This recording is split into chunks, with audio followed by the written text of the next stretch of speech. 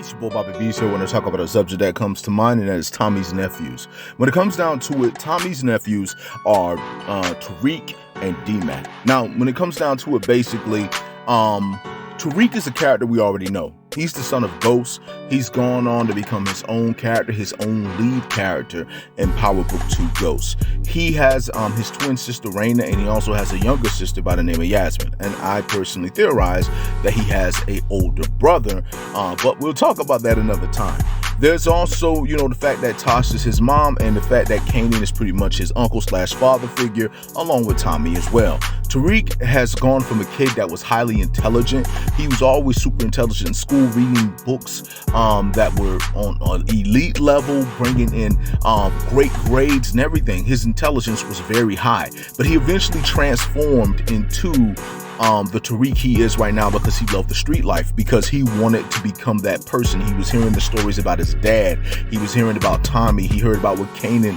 He heard about all these stories, and he was like, well, that's what my dad is. That's what they are. I need to become that way too. He felt like that's what he was supposed to do, and that's how come he became the Tariq he was. Personally, I would say it was really Raina's death and Ray Ray's killing that he did that made him into who he was. Now, when it comes to D-Mac, D-Mac was always a part of the life. He was always living his own life and doing his own thing. And so when it comes down to it, D-Mac had his own life.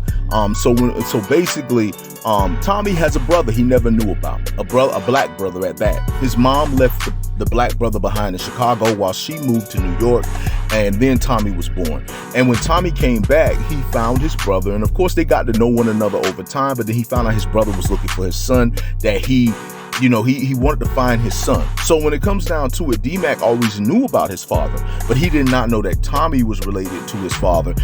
D-Mac even was thinking about taking out Tommy at one point. But then eventually when it was revealed that Tommy was his uncle and that he found his dad, and now he has the relationship with his dad and Tommy, he wants to be a part of that life with them, and they don't want him a part of that life. But D-Mac been doing his thing since before he met them, and they're kind of new to him, including his grandma Kate as well. And so when it comes down to it, D-Mac has been telling Tommy, I know you want to protect me and everything, but I can't get caught slipping out here, because at the end of the day, you're not going to always be there, and my dad's not going to always be there. Now, with D-Mac being at a place where he needs to be ready and things of that nature, what has made D-Mac cross the line and become who he was right now?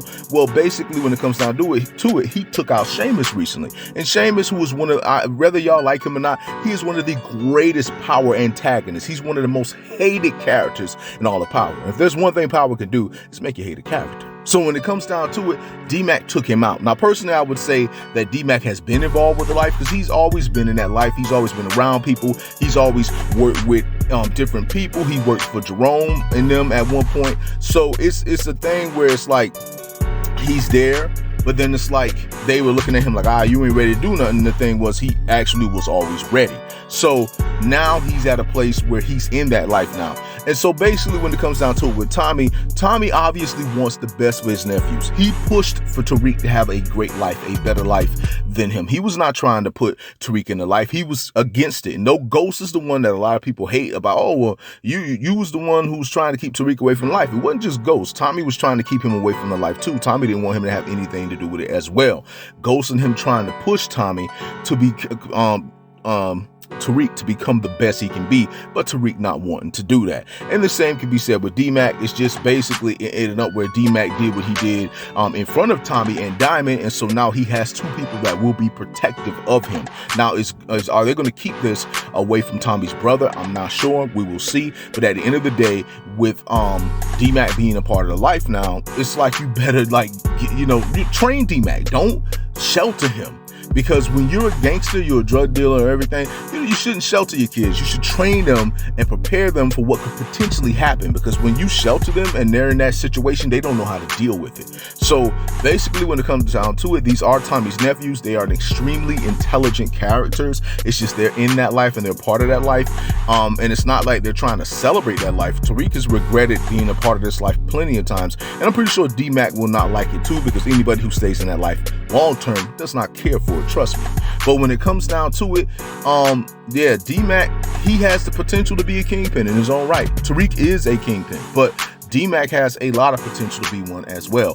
It's just you can see where he's young and he's still trying to figure things out. So when it comes down to it, this is just me speaking on a video about Tommy's nephews. We will see how things are going to go. But I just want to say to all of you that it is your boy, Bobby Beast here. I just want to say much love, much respect. Hold it down.